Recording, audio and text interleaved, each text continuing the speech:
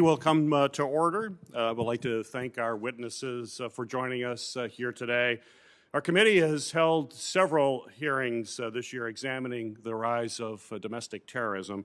And today's hearing is going to focus on the role of social media platforms and the role that they play in the amplification of domestic extremist content and how that content can translate into, unfortunately, real-world violence.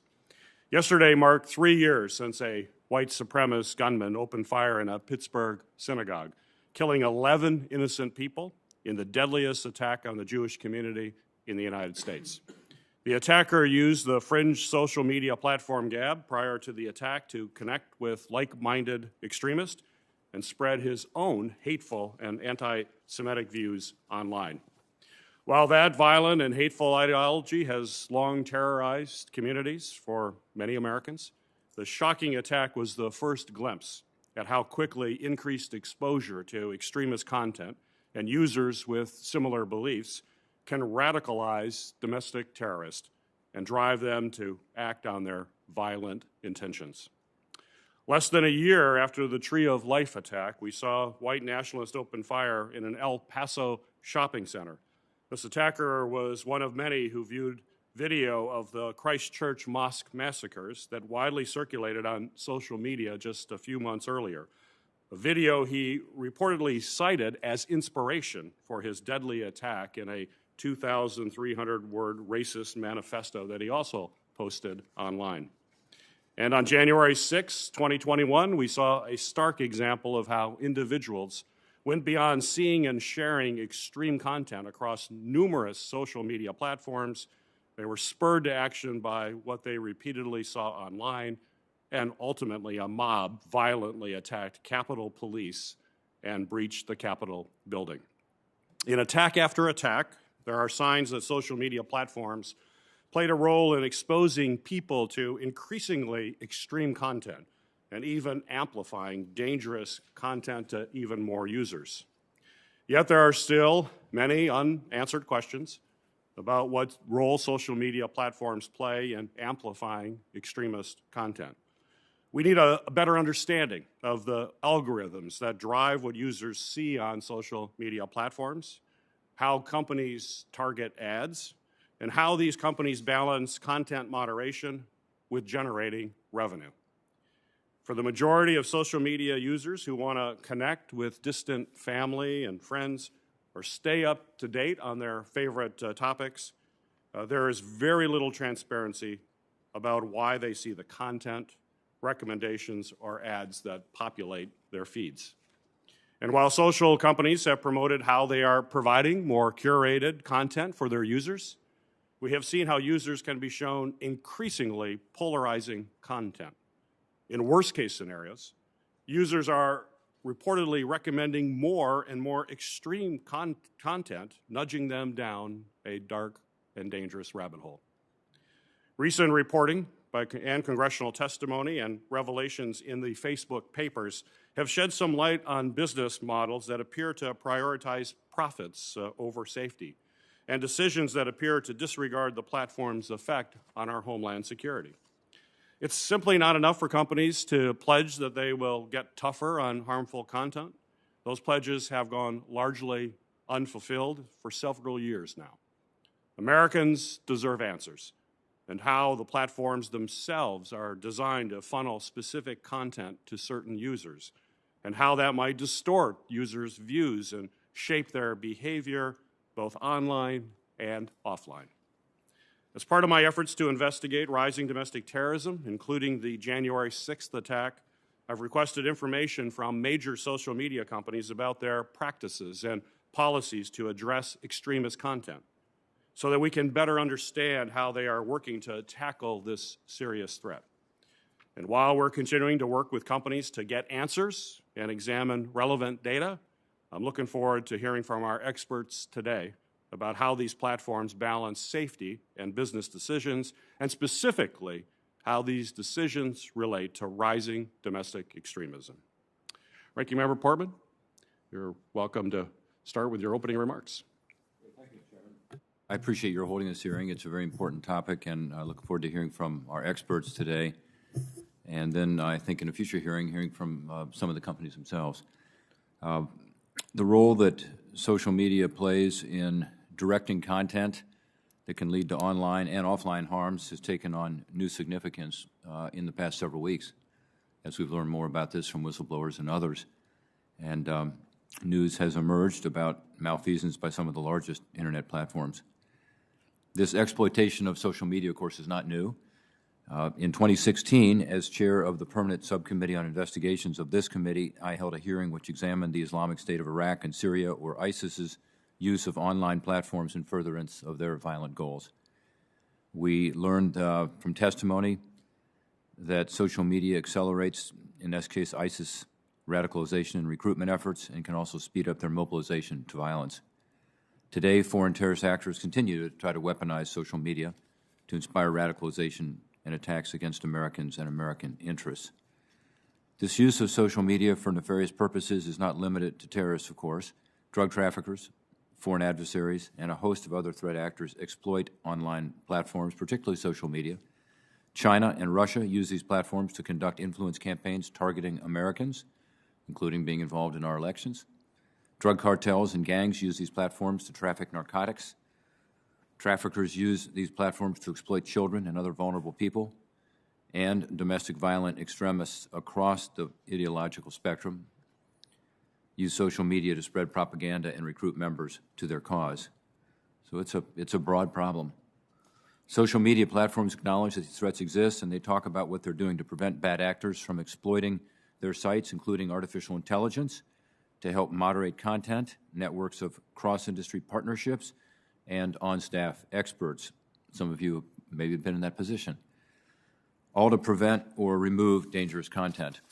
However, there is still a persistent threat of harmful content despite what the platforms say they're doing.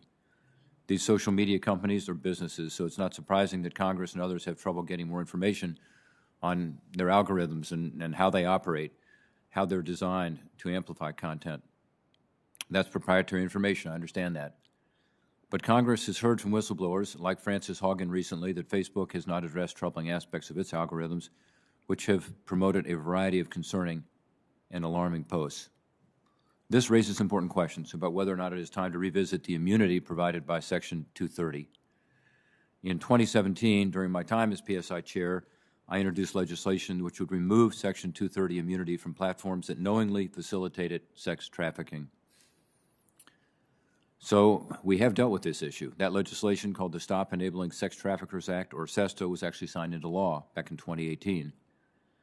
We figured out how to deal successfully with Section 230, at least in this one narrow area, but very important area. I take advocates, researchers, and even platforms at their word when they call for regulation. But regulation can take many forms, which puts a premium on having sound information and analysis as we consider legislation to solve these problems. In other words, we need to know more. We need to be able to look under the hood and figure out what the issues are to be able to regulate properly. These experts are in front of us here today to help evaluate the extent of the problem and also discuss what we should be doing about it. So far, we found out a lot about social media business models from third-party researchers and from whistleblowers. The findings are largely based on anecdotal evidence. If they want to ensure that Congress pursues evidence-based policy solutions, I think it's incumbent upon the platforms to provide quality data. I'm already working with Senator Coons, who's chair of the Senate Judiciary Subcommittee on Privacy, on legislation that would require the largest tech platforms to share data with legitimate researchers and scholars so that we can all work together on solutions to these problems that all of us have identified. Dr. Persily has been an important partner in this work, so I look forward to his testimony today. Importantly, as we look at these issues, we must take care that our efforts hold these platforms accountable, but it's done in a manner that balances First Amendment protections, which I understand Professor Franks is going to discuss in her testimony. Mr. Chairman, again, thanks for having this hearing, and I look forward to hearing from our witnesses, and I thank you for giving us a chance to have real experts in front of us. Thank you, Ranking Member Portman. Well, it's the practice of this committee to swear in witnesses. So if each of you will please stand and raise your right hand, including those who are joining us by video.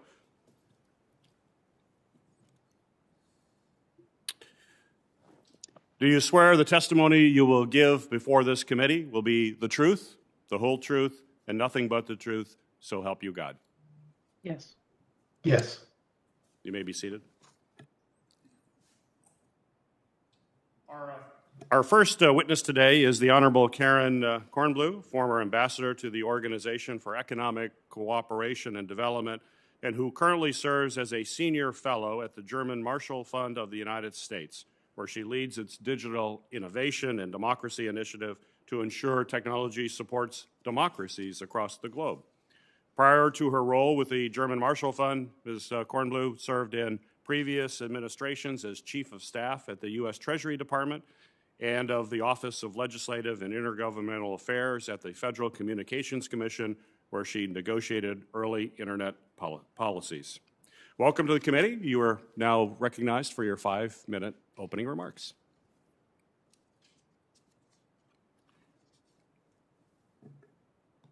It's supposed to light up.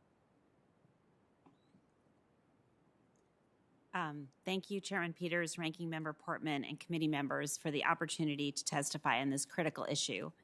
To underscore the points that you both made, the National Strategy for Countering Domestic Terror states clearly that the widespread availability of domestic terrorist recruitment material online is a national security threat.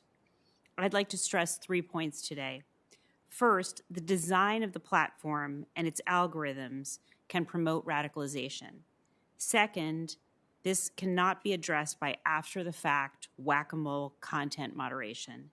And third, we need to change the platform's incentives so that they fix these dangerous design elements.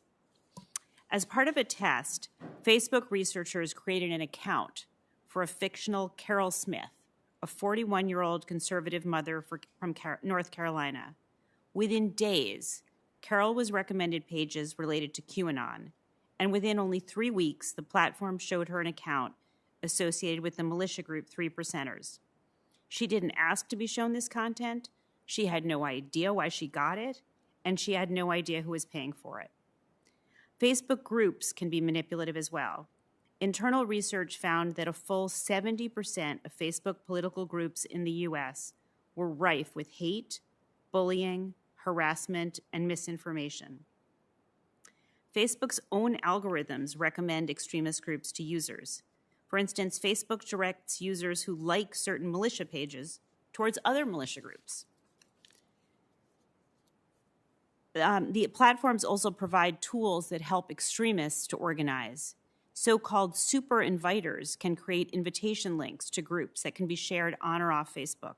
The platform provides inviters recommendations of specific friends to invite, allowing them to recruit from other conspiracy and militia groups.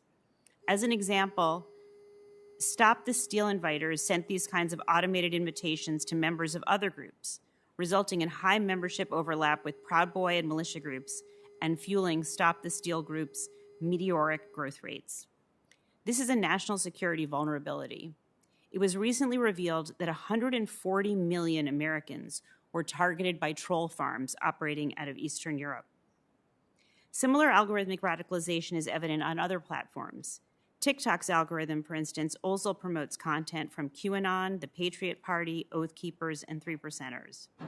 YouTube has 290 extremist channels. When researchers showed an interest in militant movements, YouTube suggested videos to them with titles like 5 Steps to Organizing a Successful Militia.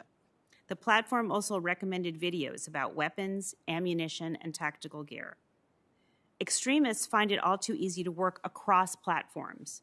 Diehards can organize on less moderated platforms like 4chan or Telegram, and then they retail the fringe content on more mainstream platforms with just a few clicks. Second, the whack-a-mole approach to catching content after it's gone viral can't work. Facebook employees themselves admitted this problem. They said that the mechanics of the platform were behind the hateful speech and misinformation, but most of their ideas for changing these in order to limit algorithmic radicalization were rejected. The content moderation system can't win against huge volumes of algorithmic recommendation, but that system is further undermined by exempting many users with large footprints. No wonder that at Facebook, the researchers said they catch only 0.6% of content that depicts violence or could incite serious violence. Third, it's critical to change the platform's incentives. While Congress works on more comprehensive legislation regarding privacy and antitrust, a digital code of conduct could help tackle algorithmic radicalization while protecting free expression. Congress or the FTC could demand platforms commit to common sense design changes and transparency, and the FCC would enforce the company's commitments. Platforms should implement the kinds of design changes that research has already shown would enable more consistent application of their own terms of service. For example, a circuit breaker like those used by Wall Street to prevent market crises could prevent the viral spread of sensitive content in topic areas with high harm potential, while human reviewers have time to determine whether or not it violates platform policies. Second, platforms should commit to transparent third-party audits, the equivalent of a black box flight data recorder, like the National Transportation Safety Board gets when a plane goes down, or the data available to the FDA or the EPA. We shouldn't need a whistleblower to access data. Third, the FTC should enforce commitments to this code under its Section 5 Consumer Protection Authority. Of course, Section 230 reform, as contemplated in a number of current bills, would also allow users to sue in cases of terrorism or serious harm, or they could require a code as a condition of limited liability, but this would require legislation. Mr. Chairman, the whistleblower's documents are a look in the rearview mirror, but Web 3.0 is being built today. It's essential that we act now to set sensible rules of the road, and I thank you for holding this hearing. Thank you, Ms. Kornbluh. Our next witness is Dr. David Siffrey. He is the Vice President of the Center for Technology and Society at the Anti-Defamation League. Mr. Siffrey leads a team of innovative technologists, researchers, and policy experts developing proactive solutions and producing cutting-edge research to protect vulnerable populations. Additionally, Mr. Siffrey is an advisor and a mentor for companies and was selected as a technology pioneer at the World Economic Forum. He joined the ADL after a career as a technology entrepreneur and as an executive at companies including Lyft and Reddit. Mr. Siffrey is also an advisor and mentor for companies and was selected as a technology pioneer at the World Economic Forum. Welcome, Mr. Siffrey. You are recognized for your opening comments.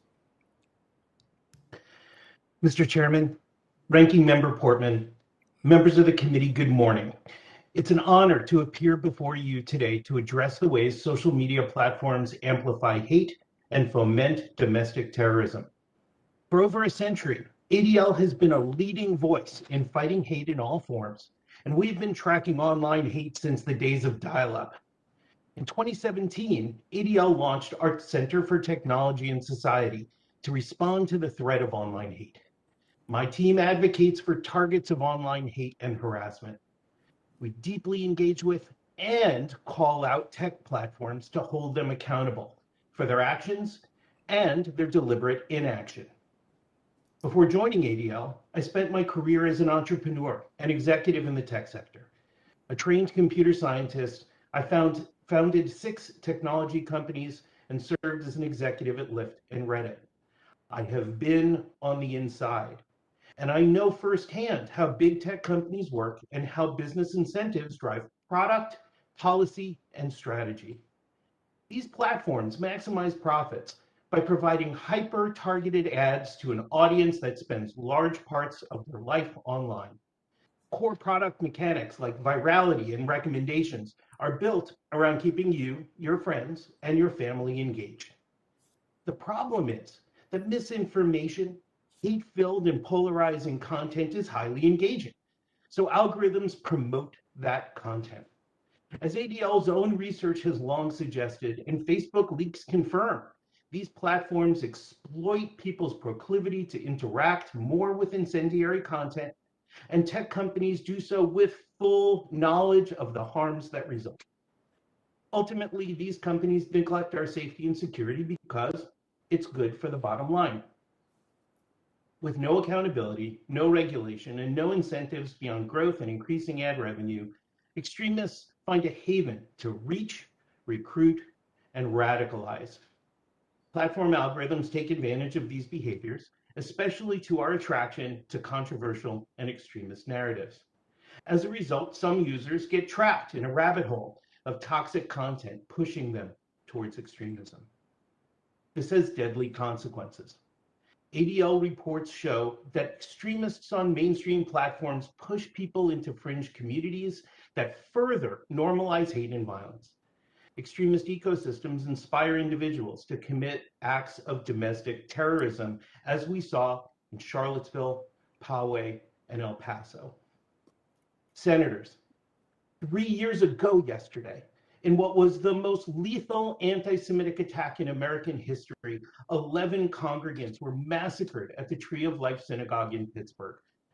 Before he attacked, the terrorist posted his anti-Semitic manifesto, which then spread online and was expressly cited as inspiration by the Poway and El Paso shooters. How many lives will be lost before big tech puts people over profit? The leaked Facebook documents revealed that company researchers flagged Facebook's key role in spreading conspiracy theories, inciting extremist violence, and contributing to the events of January 6th. Company executives were fully aware of the problem and chose not to act. Self-regulation is clearly not working. These billion and trillion dollar companies have the resources to improve systems, hire additional staff, and provide real transparency. Yet they claim it's too burdensome. Without regulation and reform, they will continue to focus on generating record profits at the expense of our safety and the security of our republic. The leaked Facebook documents, January 6th, and rising domestic terrorism all confirm what ADL has been stating for years. Social media is a super spreader of the virus of online extremism. It's time for a whole of government, whole of industry, whole of society approach to fighting online hate. ADL built the Protect Plan to address the rise in domestic extremism and our Repair Plan to push back hate to the fringes of the digital world. Congress must establish an independent resource center to track online extremists and make appropriate referrals, regulate platforms, including through targeted Section 230 reform, ensure academic researchers access to data, and require regular and meaningful transparency reports and independent third-party audits. It is well past time to hold social media platforms accountable. Thank you for your leadership in working to bring an end to this cycle of hate. Thank you, Mr. Siffrey. Our next witness is Dr. Kathy O'Neill, the CEO of Orca, an algorithmic auditing company that helps companies and organizations manage and audit algorithmic risk. As an independent data science consultant, Dr. O'Neill works for clients to audit the use of particular algorithms in context, identifying issues of fairness, bias, and discrimination, and recommending steps for remediation.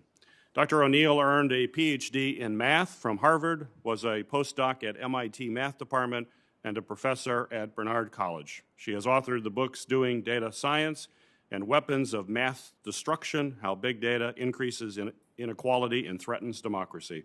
Welcome, Dr. O'Neill. You may proceed with your opening comments. Thank you so much for having me today. I'm in a lucky position of just being sort of a background expert here. I'm going to try to explain three things. First of all, what is an algorithm? Second of all, what is a recommendation algorithm? And third, what is a filtering algorithm? Because those are the two types of algorithms that you see the most on social media. But I'm just going to start with what is an algorithm. I'm going to do the opposite of what most people who talk about AI and big data will do. I'm not going to try to make it complicated. I'm going to try to explain it in simple terms because it is quite simple. It is predicting the future, predicting what will be successful in the future based on patterns in the past, what was successful in the past. And it doesn't even have to be formal. It could be something you do in your head. Like, for example, I cook dinner for my children every day. I look for patterns in the past. That's historical data. Well, historical data is just my memories. I know what this kid eats. He only eats carrots, but not broccoli. That kid will eat raw carrots, but not cooked carrots. I have a lot of information, and I can predict what will be a successful dinner. But here's the thing that's really important. Besides the historical data I'm talking about is the definition of success. I have to be very precise when I do make an algorithm. And I have to say exactly what I mean by success. And in this case of making dinner for my kids, I'm going to define success as my kids eat vegetables. And the reason it's so important to how you define success is because you actually optimize to success. So I'm going to make meals that are likely to be successful. Time after time, I'm going to learn from my past mistakes or successes, and I'm going to make meals that will be successful in the future. Now, I just want to make the point that a different choice of success changes everything. So if my son were in charge, he's a fan of Nutella and not so much of vegetables, then we would have very, very different meals. We would be optimizing to Nutella rather than optimizing to vegetables. So just imagine what kind of meals that looks like. It's completely different. So I just want to make the point that algorithms depend a lot on patterns in the past, but they depend even more on what you define as success. And I'll make a last point about algorithms just in general, which is like whoever is in power, whoever owns the code, typically is the one that defines success. And I would say to the points I've already heard, success for social media platforms is about money. They're always going to optimize to money, which is, of course, ad clicks. And so now we're going to talk about recommendation algorithms, which is how social media decides what content to show you or what groups to offer you membership for. So I want you to think about this. I want you to think about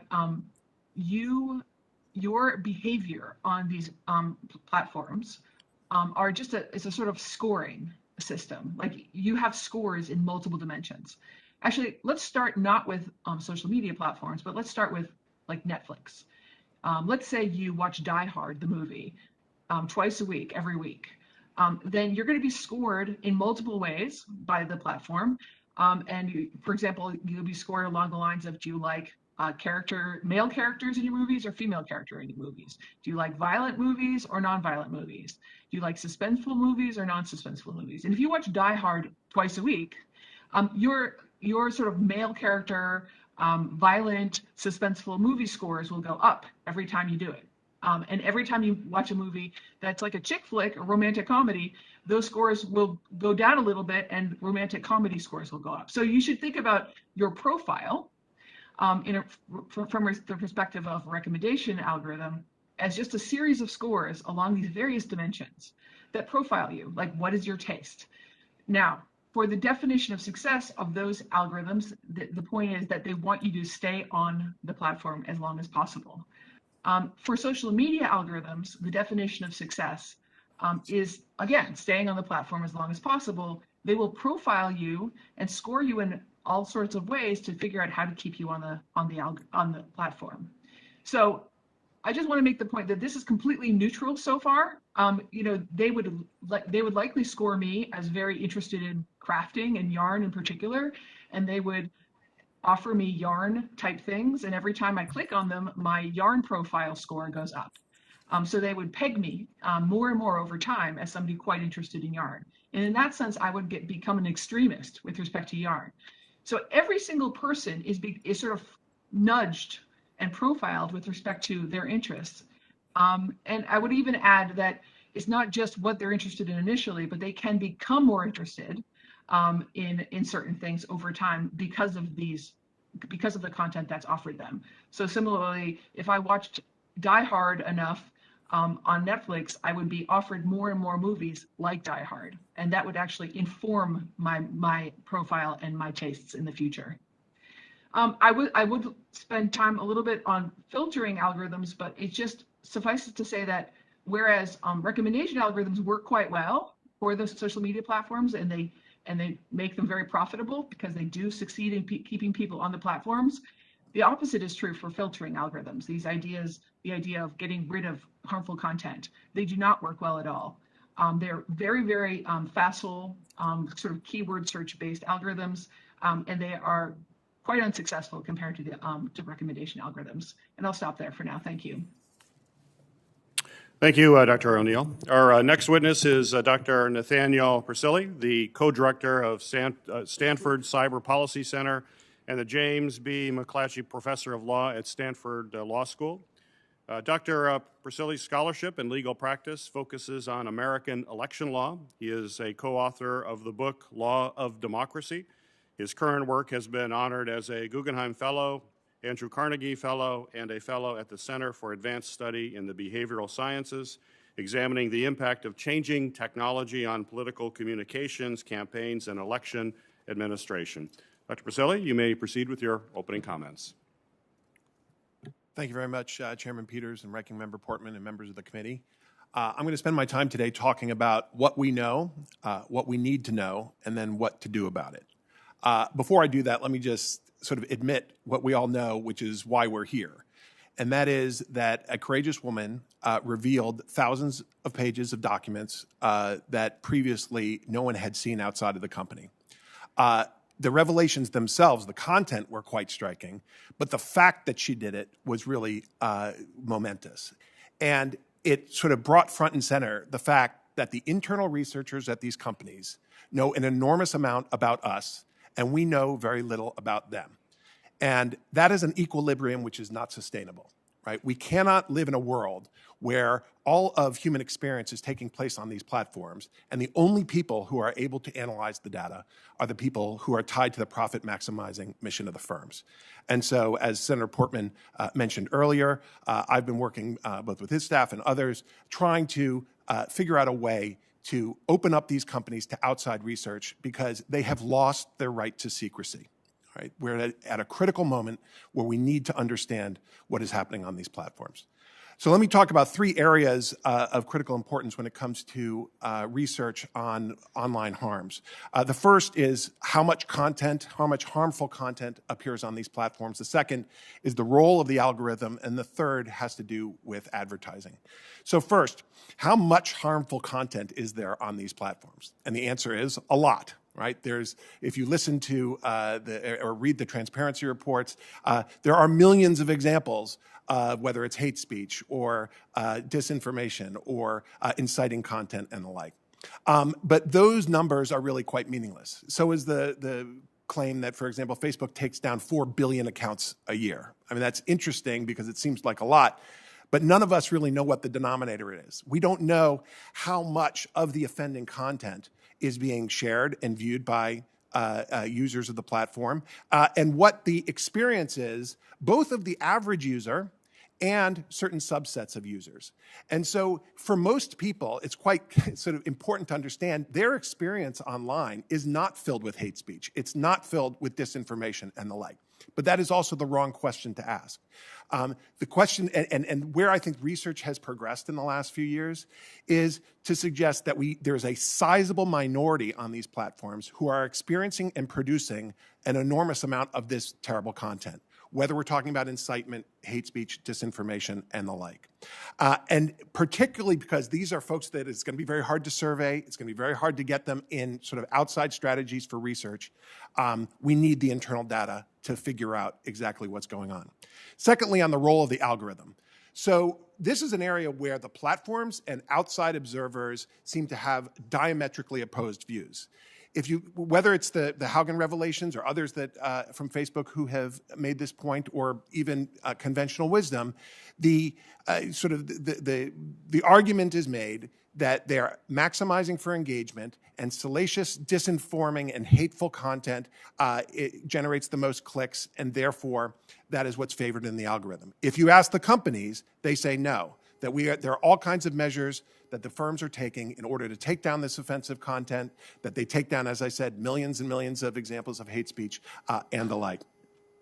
I will say one other point that they make is that on encrypted platforms such as WhatsApp and the like, that you see the same types of offending content. And if you go outside the United States, where those kinds of platforms are much more ubiquitous, and they don't have algorithms, that you see as much, if not more, of the hateful content. Finally, let me talk about advertising. These firms are advertising monopolies, and we need to treat them as such. That is what makes them distinctive. We don't really know a whole lot about how advertising is affecting sort of this information ecosystem problem that is the subject of this hearing. We know, of course, about the meddling in the elections, incendiary content, whether it's from Iran, whether it's China, whether it's Russia and the like. But even on when outside researchers try to study advertising, as a group of NYU researchers tried to do, they were kicked off the platform because they were trying to scrape and to try to find out exactly how people were targeted and the like. So now what to do about it? So there are many areas of reform that I think are on the table. Karen Kornbluh mentioned some important ones. I want to focus on this question of researcher transparency. We cannot live in a world, as I said before, where the only people who understand what's happening on the platforms are the internal researchers to the firms. Whether it's immunizing outside researchers who want to scrape the platform, as these NYU researchers do, or to develop a secure pathway, maybe administered by the FTC, in order to vet researchers so that they can analyze privacy-protected data. That has to be our future, right? We cannot live in this world where the platforms hide behind their right to secrecy. Only if we can get access to this data can we then regulate intelligently. Thank you. Thank you. Our final witness this morning is Dr. Marianne Franks, who is a professor of law and a Michael R. Klein Distinguished Scholar Chair at the University of Miami. Dr. Franks is also the president and legislative and tech policy director of the Cyber Civil Rights Initiative, a nonprofit organization dedicated to combating online abuse and discrimination. Her work is at the intersection of civil rights and technology. Dr. Franks authored the award-winning book, The Cult of the Constitution, Our Deadly Devotion to Guns and Free Speech, and has been awarded a grant from the Knight Foundation to support research for a book titled Fearless Speech. Welcome, Dr. Franks. You may proceed with your opening comments. Thank you. On October 14th, 2021, Facebook announced a new artificial intelligence project called Ego 4D. The name derives from the project's focus on egocentric, or first-person, perception. Among Facebook's plans for this data include equipping augmented reality glasses with the capacity to transcribe and recall recordings of what people say and do around the user. Asked whether Facebook had implemented measures to address potential privacy and other abuses of these capabilities, a spokesperson replied that the company, quote, expected that privacy safeguards would be introduced further down the line. As underscored by multiple internal documents recently released by whistleblower Frances Haugen, this approach is characteristic of Facebook, aggressively pushing new, untested, and potentially dangerous products on the public and worrying about the consequences later, if at all. Documents shared with the SEC note the asymmetrical burden on employees to demonstrate the legitimacy and user value of harm mitigation tactics before implementation, a burden not required of new features or changes aimed at increasing engagement or profit. While it may no longer be an official motto, move fast and break things still seems to be Facebook's animating philosophy. It is notable that Facebook chose to announce such a highly controversial new project just as the company faces a storm of criticism and scrutiny over documented evidence that it knowingly allowed of violent extremism, dangerous misinformation, and harassment to flourish on its platforms. One might have expected Facebook would be more circumspect about drastically increasing the capacity of individuals to record people around them without consent, in light of the revelation, for example, that it allowed nude images of an alleged rape victim to be viewed 56 million times, simply because the man she accused of raping her was a famous soccer star. Is it arrogance? Is it callousness? Or is it merely confidence? Confidence that no matter what is revealed about Facebook's role in the disintegration of our shared reality or the dissolution of our democracy, not its acceleration of conspiracy theories from QAnon to Stop the Steal, its amplification of deadly disinformation about COVID-19, its endangerment of teenage mental health, its preferential treatment of powerful elites, or its promotion of violently racist and sexist propaganda, that it will face no real consequences. After all, that seems to be the lesson that not only Facebook, but other dominant tech companies have learned from previous scandals. Media attention will be intense for a while. They may be called before Congress to answer some uncomfortable questions. They may face some fines, but the companies will reassure the public that their purpose was never to cause harm, and they will promise to do better in the future. It should be clear by now that debates over tech companies' intentions are a distraction and an obstacle to real reform. Moral and legal responsibility is not limited only to those who intend to cause harm. We hold entities accountable also when they know their actions will cause harm, or when they are reckless about foreseeable harms, and even sometimes when they are negligent. Facebook and other tech companies have known for years that a business model focused on what is euphemistically called engagement is ripe for exploitation and abuse. These companies have, at a minimum, consciously disregarded substantial and unjustified risks to Americans' privacy, equality, and safety. These risks are not politically neutral. Contrary to oft-repeated claims that social media is biased against conservatives, the algorithms of major social media sites disproportionately amplify right-wing content. Facebook allows right-wing news sites to skirt the company's fact-checking rules and changed its algorithm in 2017 to reduce the visibility of left-leaning news sites. The day after the 2020 election, 10% of all views of political content on Facebook in the United States were of posts that falsely claimed that the vote was fraudulent. As one Facebook employee wrote, "If a company takes a hands-off stance for these problems, whether for technical or philosophical reasons, then the net result is that Facebook will be actively, if not necessarily consciously, promoting these types of activities." According to recently released internal research, Twitter's algorithms also disproportionately amplify right-wing content. Research on YouTube's algorithms show that they create a far more robust filter bubble for right-wing content than left-wing content, and that Fox is by far its most recommended information channel. Influence that illustrates how the ecosystem of extremism and disinformation is driven by forces beyond social media. Lopsided political amplification is all the more troubling given the disproportionate rate of right-wing offline violence. Since 2015, right-wing extremists have been involved in 267 plots or attacks and 91 fatalities. To be clear, the object of concern here is not conservative content as such, but content that encourages dehumanization, targets individuals for violence and harassment, traffics in dangerous disinformation, and promotes baseless conspiracy theories that undermine our democratic institutions. Social media, along with, in some cases, mainstream media, elected officials, and others with influential platforms, amplify these anti-democratic forces. Structural reform, including reform to Section 230 that limits its protections to speech protected by the First Amendment and denies immunity to intermediaries who exhibit deliberate indifference to unlawful content, is necessary to ensure that no industry and no individual is above the law when it comes to the reckless endangerment of democracy. Thank you. Thank you, Dr. Franks. Recent reports based on the leaked Facebook papers indicate that Facebook was certainly aware that changes that they made to their newsfeed configurations spread dangerous content more rapidly. Each of our witnesses have mentioned this in one form or another already. Yet company leaders repeatedly argue that they are investing in trust, safety, and civic integrity efforts. I'm certainly struck, as I think you are, by this fundamental conflict between efforts to take down hateful and violent content and company algorithms that seem to amplify extremist views simultaneously. Mr. Siffrey, can you speak to this apparent conflict? You've mentioned in your opening comments, but a little more in depth, if you would, please. And how successful can these social media companies be at content moderation if they continue to design their own platforms to amplify extreme content?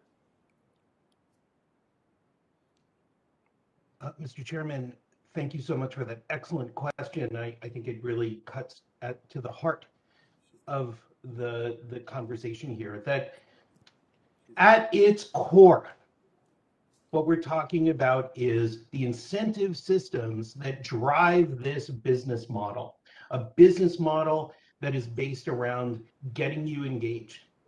And when, unfortunately, the natural human biases that we have towards engaging with controversial, with polarizing, with content that makes us afraid, with incendiary content, what happens? Well, all of those indicators that were talked about earlier, right? Likes, shares, retweets, you name it, that those indicators go up. And so these platforms Senator, are working as designed. What that ends up happening is that we end up spending more time on those platforms and they end up tracking us more. And then they get to send us more hyper-targeted ads. So this won't change until there is a clear shift in the incentive systems that they use to be able to do this business. And that's where Congress must act in creating systems that actually bring about a change in their incentive systems. That's how we end up getting them to behave rationally in this sense, right? And move towards those different incentive systems. Ambassador Kornbluh, just to follow up basically on that question, in your opinion, can investments in trust and safety ever overcome a business model that prioritizes advertising revenues based on extremist content and the desire to keep people on a platform as long as possible? I think it goes right to the heart. Oh, sorry. I'm not sure. Does that work? Okay, thanks. That goes right to the heart of the question. The algorithm is this machine that's pushing misinformation or extremist content into users' feed. It's recommending these extremist groups. It's targeting small groups of people with ads designed to agitate them. It's the mechanics of the system that are working. And then these poor human content moderators or even outmatched AI systems, as Dr. O'Neill was talking about, don't stand a chance. So their own data shows that less than 1% of content that depicts violence or could incite violence is caught. This is content that violates their own terms of service. And this is true. There's new revelations today about even something that was a high priority for Mark Zuckerberg, which is catching COVID misinformation. Apparently, they're unmatched at the content moderation even there.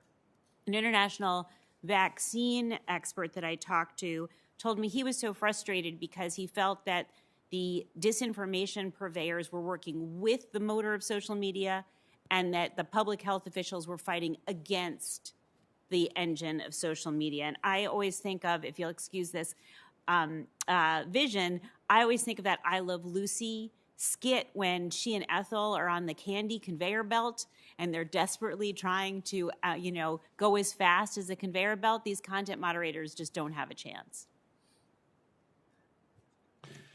Well, I want you to continue on this line of questioning, Ambassador. Earlier this year, a report found that Facebook was posting ads for body armor, gun holsters, and other military equipment right next to content promoting the 2020 election misinformation and news about the attack on the Capitol on January 6th. So getting this content and ads for military equipment. What do we know about how Facebook and the platform targets their advertising and this kind of link? Can you talk to me a little bit more about what you are finding? Yeah.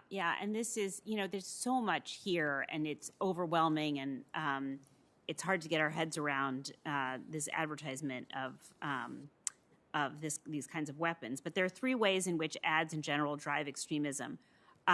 First, it's very different than what we think of in terms of cable and broadcast ads, where they're micro-targeted specifically to the people who would be most moved by them, and other users who might object, who might say, oh, that's violent, or oh, that's wrong, they don't get to see them. And the ad content isn't reviewed by humans before it's placed, so as they are on broadcast and cable. And thirdly, users can't really find out who's paying for these ads. Even political ads can just list a dark money group instead of their true sponsor, which could be a foreign government. So in 2016, remember, there were ads paid for in rubles that got through because there's no human monitoring this and there's very little transparency. And then as we've talked about, the algorithms are designed to maximize this ad revenue. So the ads are driving the whole thing. They're keeping you online to be fed the ads. And the incendiary content keeps users on the platforms longer. And then there's this third element that I think it's really important to think about. The algorithms that are trying to keep you online to feed you these ads, they're creating a marketplace that values extremism. So the more extremist the content, the better the distribution will be. The cheaper the ads will be, actually. It's a cheaper ad if it's more incendiary per unit because it gets wider spread distribution. So it's creating this marketplace. Political parties apparently came to Facebook and said, your algorithm is driving us to put out more incendiary content because it's the only way we can get distributed. If we just put out our 10-point plan, it doesn't get distributed online. So the ads are really the heart of this matter. Well, thank you. The buzzer you heard is a vote, so we're in a series of votes. You'll see members running in and out, and that's what I will do. I will go and vote. I will recognize Ranking Member Portman for his questions, and Senator Hassan will chair the hearing in my absence. Ranking Member Portman. Thank you, Mr. Chairman, and thank you to the witnesses. So this is a really complicated area, and I'm glad that Dr. O'Neill gave us a little 101 on algorithms and how they work, and ultimately, she came down to the conclusion that this is about money. This is about what works, kind of along the lines of what Ambassador Kornbluh just talked about, that, what works is what sells more advertising, and these algorithms are at the core of that. In other words, they are determining what we want to hear as online participants and amplifying that.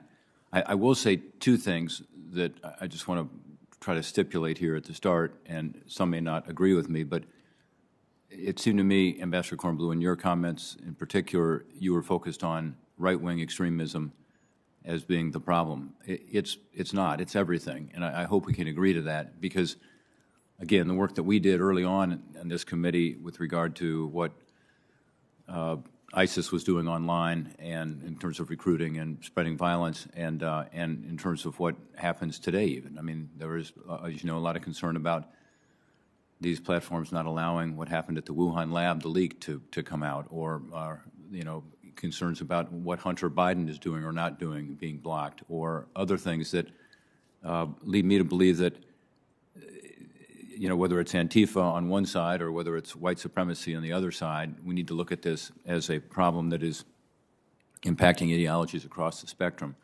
So I'm just going to stipulate that because I want to get to some questions. Some of you may not agree with me on that, but I think that's really important for us not to make this a partisan exercise. Second is the First Amendment, and this is impossible.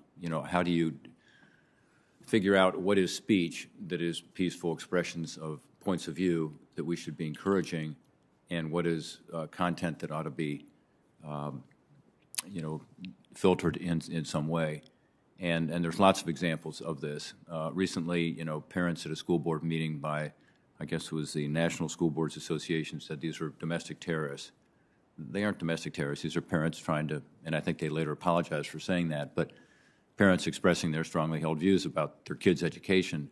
So you got to be sure that we're not taking content which is people expressing political views that are peaceful and somehow filtering those out. Any thoughts on that as we start for any of the panelists, either with us or virtually? I just want to agree with you. The algorithms aren't partisan. The algorithms are economically driven, as Dr. O'Neill said, and they're just trying to keep us all online.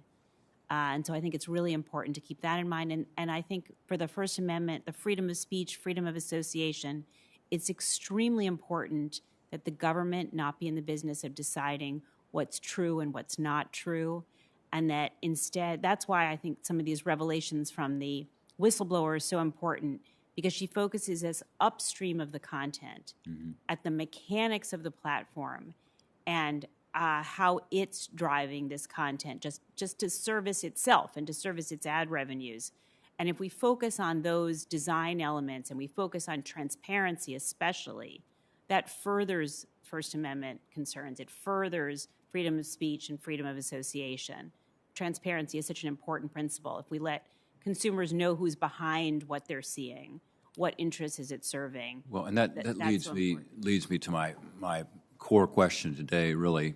Again, just stipulating this is a hard area, and we've talked about a couple of those issues, but it seems to me that, as I said earlier in my opening statement, getting under the hood and looking into what these design elements are that you talk about, the transparency issue you talk about, is really important because, again, it's proprietary information. I understand that. These are private companies. Again, this is not an easy issue for government to be involved with, but everybody's talking about regulation right now. I mean, everybody. Facebook is talking about it. Google's talking about it. Twitter's talking about it. We're talking about it. You know, everybody has a different view of what that regulation might be, but shouldn't it be based on better data? Because we really don't know what we're trying to regulate if there is a lack of transparency as to what that design is or how these algorithms are derived. So, you know, we talked a little, again, in your testimony about this. Dr. Persily, in particular, you talked about your thoughts on how to give access to impartial researchers to be able, I assume, to publish about what is actually behind all this. You know, what is the content directing mechanism and how does it work? Now, I'm intrigued by that. I don't know if that's the answer, and you mentioned that the FTC could play a role in this, Federal Trade Commission. But can you amplify that a little bit and talk about what you think could lead us to more transparency and better understanding? Thank you for that question. So the model that I've put out there is that the FTC, working with the National Science Foundation, would vet researchers who would not have the permission of the company, but the company would have to basically develop research portals for outside independent research to study all of these societal problems that we are saying are caused by social media. The key features of this are simply that the firms have no choice in who has access to the data, and then we have some way of vetting the researchers to prevent, say, another Cambridge Analytica and the like. And so we need to have some process in place so that someone other than those who are tied to the profit-maximizing mission of the firm get access to this data. As you mentioned, it's proprietary data, but it's data about us, right? It is essentially data about everything that's happening in American politics and frankly, around the world. And so we need to figure out some way for the firms to be opened up so that outsiders can see it.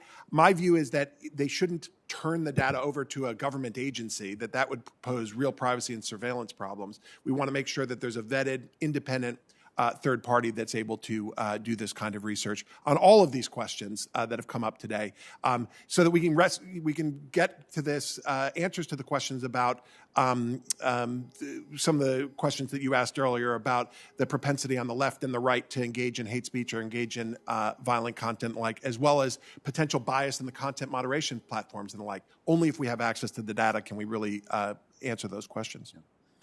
And otherwise, very, very hard to come up with regulation, which is what, again, everybody is talking about. I know there's different views on what that means, but it seems to me that there should be a consensus that if we're going to try to regulate this, we need to have better information as to what, what the actual design and what the intentions are and the impact is. So this hearing is helpful, I think, in that regard. I'm at the end of my time. Hopefully we'll come back for a second round if so many other questions for this team. But again, I thank you for your expertise today. Well, thank you, Senator Portman. And it's now my turn for a round of questions. I want to thank Senator Peters and Portman for holding this hearing, and to all of our witnesses, both in the room and virtually. I really appreciate your testimony. This is an excellent panel, and I appreciate your work very, very much. I want to start with a question to Dr. O'Neill and Dr. Persily. I'm concerned that extremist groups, including ISIS, continue to develop and refine online radicalization techniques that make it easier and quicker to radicalize people. At this committee's annual threats hearing in September, leaders from the Department of Homeland Security, the FBI, and the intelligence community expressed similar concerns. Extremists take advantage of the speed of social media platforms, but also their algorithms, which often facilitate the quick spread of extreme content. So Dr. O'Neill and Dr. Persily, in your view, what are the weaknesses in the algorithms used by large social media platforms that can make it possible for anyone, including violent extremist groups, to expand and capture their audience? What steps can social media platforms take to curtail extremist efforts? And why aren't these companies taking these actions already? And I'll start with you, Dr. O'Neill. Thank you for the question. Yes, and it's an important one. So I want you to think of the filters, these things that are trying to catch content like that is hateful or otherwise not allowed, as sort of nets that fishermen use in the ocean. They sort of pull the net and they see what they've got. And they've got some fish there, and they count the fish and they say, oh, we've got a lot of fish. What they're not counting, of course, is the fish that got through the holes of the net. So what I'm talking about are the people that are who are paid actually to put hateful content on Facebook and elude the nets. The thing about it is that they can tell when they've been caught, and then they will redouble their efforts to change their content somewhat so that it gets through the net. It's kind of like if you think about the early spam on Viagra that would filter into your email. And then, the spam filters got rid of the things that said Viagra. And then they started saying Viagra, but it's spelled, instead of with an I, it was spelled with a 1. And those got through for a while until they didn't get through. So spam filters work pretty well to remove Viagra ads. And in part because Viagra is the same word over many years. But in the case of social media, the stuff that they're putting on social media changes very, very quickly, and the spam filters essentially cannot keep up. And it's I think you should think of it as an arms race. It's the filters on the one hand owned by the social media, and of course the people that get sent the high score, like high risk content, and have to decide whether it is in fact against policy. And then on the other hand, all the propagandists who are actively trying to evade the filters. And the simple truth is that the propagandists are winning that war. To the extent that social media companies can combat it more, it would require much, much more expensive work, and they simply don't want to do it.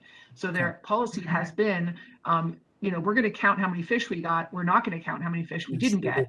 And we're going to hope that it sounds good enough for you guys to stop asking questions. Thank you. Dr. Persily? So this is one of those areas where I wish I had the answer. And in order to get the answer, we do need to have access to the data.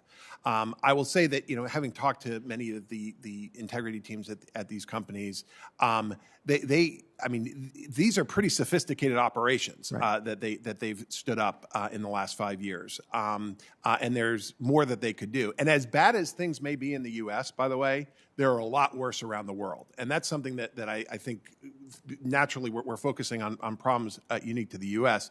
But if they don't have the competencies in the local languages around the world, especially if you're dealing with terrorist content and the like, then they're going to be hindered in their ability to really attack these problems.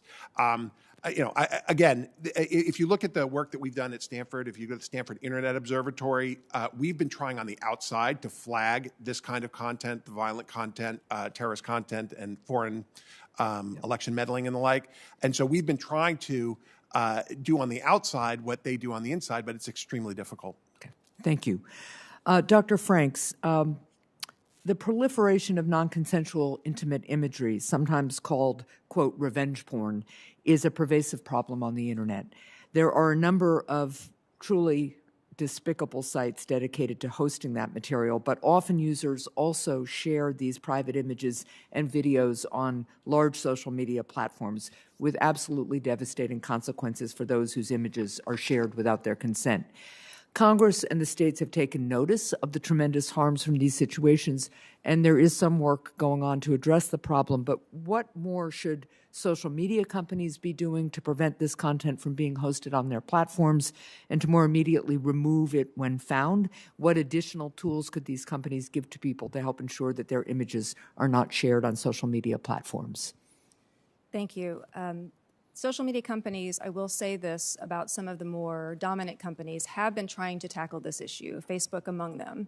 There are teams at all of these various companies that are quite concerned about these issues and have worked with organizations like mine, the Cyber Civil Rights Initiative, to think about ways to impose their content policy restrictions and to encourage people not to participate in this kind of abuse and to try to empower victims to be able to remove the content.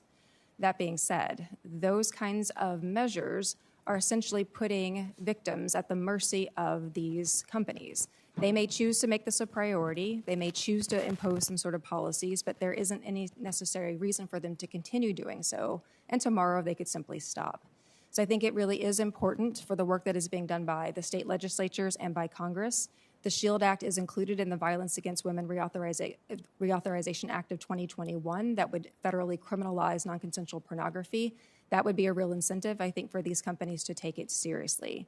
This is connected to what I've suggested about Section 230 and also goes to the broader question of incentives, about transparency or about regulation, about any of these questions. So long as these companies enjoy essentially blanket immunity for these harms, there is no real incentive for them to do anything. And therefore, it would be very important for there to be changes in Section 230 to take away some of that preemptive immunity. Thank you very much. Again, I appreciate the testimony of all of you. I'm going to recognize Senator Johnson now for his round of questions. Thank you, Madam Chair. First of all, let me say, anybody who's watched the social media, the documentaries, The Social Dilemma and The Creepy Line, I think has to understand that this can do great harm, particularly to children. I think as a result, I think our first line of defense is with parents. I think that they need to really do everything they can to make sure that their children aren't affected by this in a negative fashion. Ms. Franks, you made, or Professor Franks, you made the comment that it seems like, from your standpoint, most of the bad content leans toward conservative and that type of misinformation. I would just ask you, what is your assessment in terms of the leadership, the people who work in these companies? How do they lean politically in your assessment? I'm not sure that it's relevant. I think I'm not sure that that is relevant. The particular individual leanings of employees. Okay, others can determine what's a relevant question or not, but let me just ask you again, what political affiliation do you think most people in leadership positions and that work in, whether it's Facebook or Google or Twitter, are they right-wing extremists? Are they conservative? Are they liberal? Are they radical leftists? I mean, what part of the political spectrum do you think they fall on? Perhaps you could explain to me the relevance, and then I could answer the question. Can you speak a little bit louder? Sure. Perhaps you could explain to me the relevance of political affiliations of individual employees. Well, I will say, just listening to testimony here, it seems like the big concern here is about right-wing extremism, which I completely condemn, or right-wing misinformation. So again, I would just argue, when you take a look at what Mark Zuckerberg has done through his Center for Tech and Civic Life, a couple $100 million spent, pretty well took over the election system, I think in violation of Wisconsin law, of Green Bay and 3 or 4 other cities. It doesn't seem to me that the impact or the intent of their manipulation of data would tend to favor conservative groups or conservative thought. It seemed to make more sense that they would tend more to push a liberal ideology. Well, as other experts have testified, the main issue for most of these companies tends to be profit. And profit is usually going to be built around engagement. Engagement is usually going to be built around outrage, misinformation, half-truths, things that provoke people into thinking that they are under attack, that they are being victimized. Okay, we heard that in testimony. Let me ask you, have you heard of the work of Dr. Robert Epstein? I'm not sure. So I saw somebody shake their head. Is that Mr. Persily? Yeah, I am familiar with it, yes. You're familiar with it? Yes. Can you summarize it, or should I summarize it for you?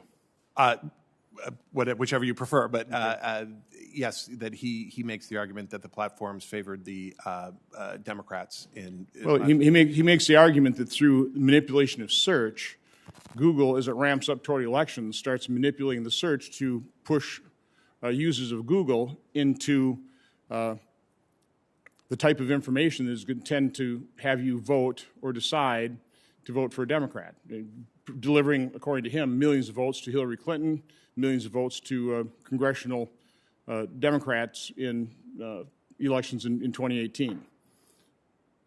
Yes, that is what he says. Okay. I think the point I'm trying to make here is I think manipulation is potentially going to swing both ways. And who is going to be the arbiters of truth? You know, Professor Franks, you said that the reckless endangerment of democracy. Now, I would happen to think that if one of these platforms is utilizing their awesome power of manipulating search to turn votes toward one political party versus the other, if one of these tech giants spends hundreds of millions of dollars to turn out voters in Democrat-leaning areas and regions, that certainly impacts our democracy. I'll give you another example in terms of Facebook. I provided a forum for people who were vaccine injured to just tell their story. Following that, there were about 2,000 people involved in groups supporting each other. Some of these women had such severe vibrations from the vaccine injuries, they committed suicide. So this Facebook group was a support group. It was literally helping people prevent suicides. Within a week, their group grew from 2,000 to 5,000 people, at which point Facebook dismantled the groups, and these individuals who are counseling and helping prevent suicides lost contact with the people who were suicidal. So who is going to regulate this? How is free speech different when it's on a platform versus when it's just spoken in the town hall? Well, I would suggest... Who is going to be the unbiased arbiter of truth? I don't think it exists. Now, I'm certainly questioning the Section 230 liability protections when you have these platforms acting as publishers, which is what they are doing when they censor primarily conservative thought. I've been censored myself repeatedly. So again, I'm just pushing back and challenging the fact that this is, something that is fomenting right-wing conspiracies and highly advantageous to the conservative movement. I would say, if anything, it's more likely it's from a political realm, advantaging left-wing ideology. But again, I'll come right back to, we have a Constitution that protects free speech. Who is going to regulate that fairly in an unbiased fashion? It's just not possible. And along the way, we're violating people's constitutional rights. Anybody want to just take a stab at that? I would be happy to respond to that. That yes, we do have a First Amendment. We do have a right to free speech, but we also know, of course, that private companies are not obligated under the First Amendment to take all comers. They are allowed to make their own decisions about what is considered to be high quality or low quality content. They can make any number of decisions, and I think we would applaud them in many cases to make those decisions.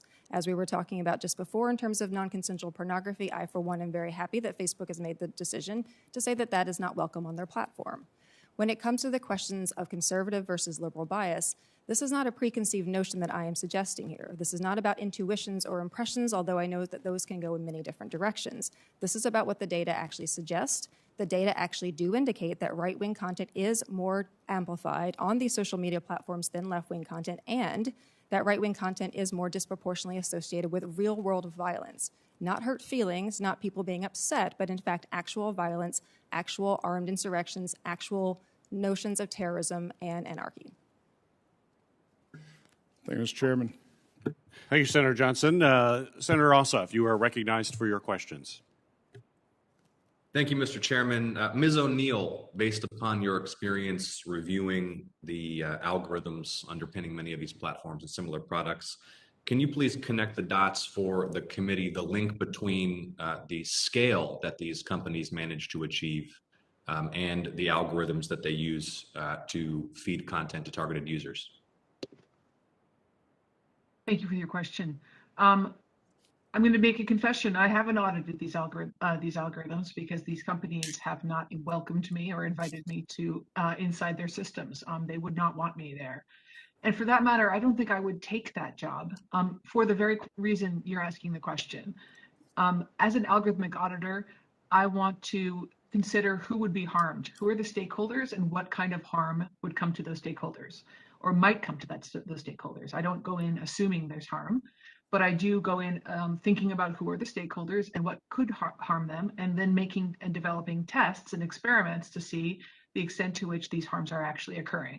So for example, the kind of research we learned about from the whistleblower around teenage girls and suicidal ideation would be the stakeholder, teenage girls, and the harm would be suicidal ideation caused by their experiences on Instagram. That would be an example of the kind of stakeholder and harm that I would examine.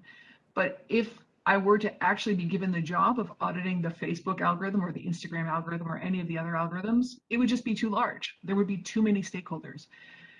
For example, it's very clear to me that if I had been given that job 4 years ago, I never would have imagined the stakeholder that would be the Rohingya Muslims who are going to be, there were going to be a genocide against them in Myanmar.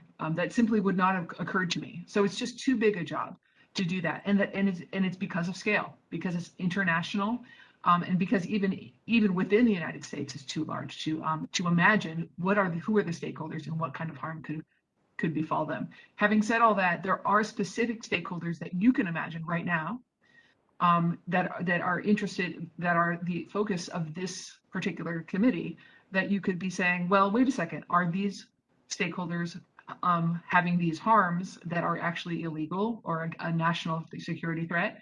And that is a kind of algorithmic audit I would be happy to do. It would not be something that Facebook would invite me to do. You would have to somehow subpoena the data for me on my behalf, but that is something I could do. So just to summarize, auditing for me is a stakeholder and a harm and an experiment to see the extent to which that harm is falling on that stakeholder.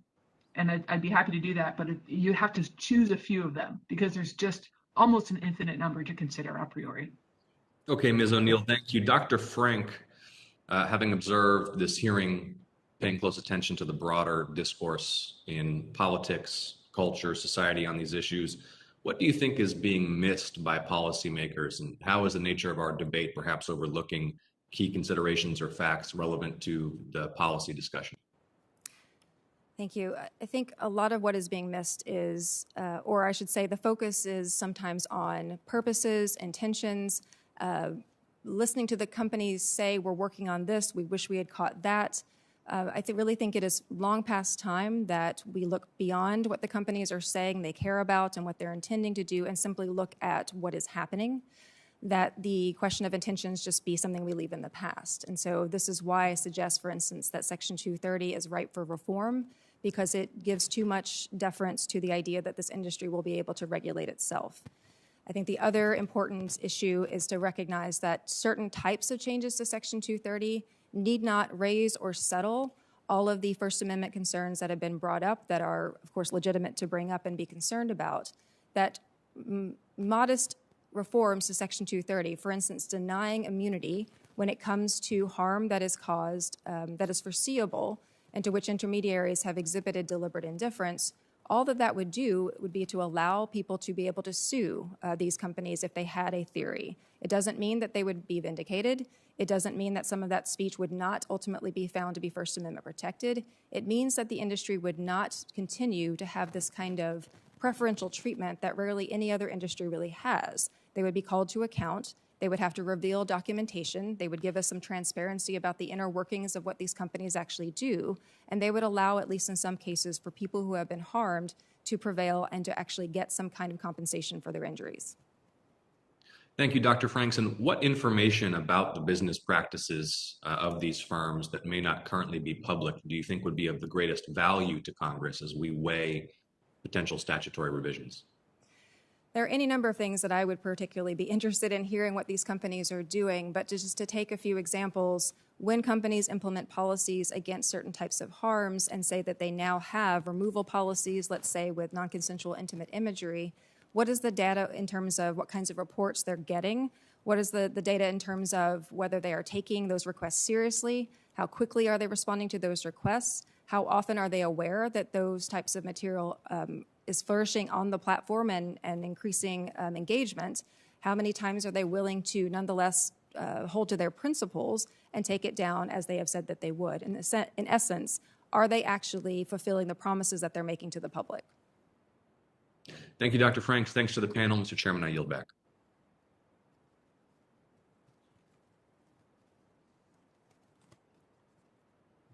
Thank you, Senator Ossoff. Senator Rosen, you are now recognized for your questions.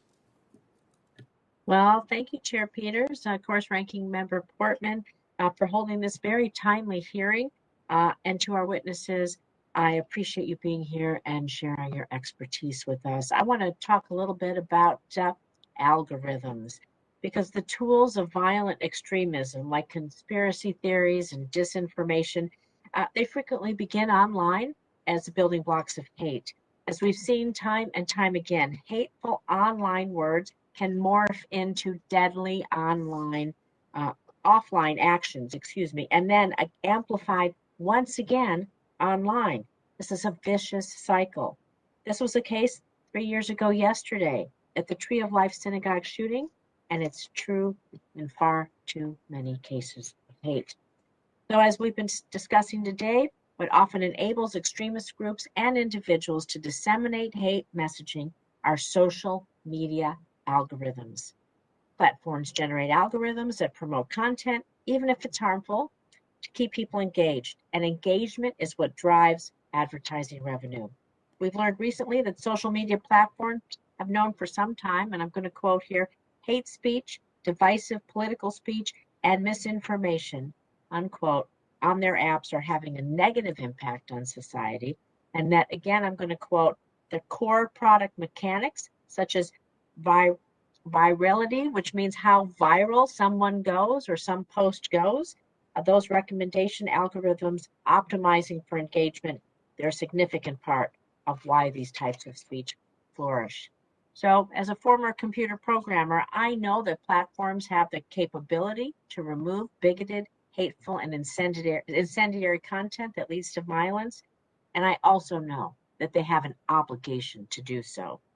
So to Mr. Siffrey and then Ms. O'Neill, when a platform announces a new policy banning hate content, how often do you know how often do they or should they adjust their algorithms to reduce this content?